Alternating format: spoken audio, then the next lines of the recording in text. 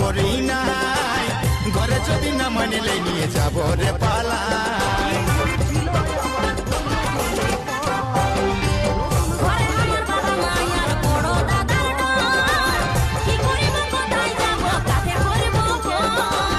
বড় যখন হয়েছি কাউকে পড়ুয়া করি নাই, ঘরে যদি না মানিলে নিয়ে যাব রে পালাই।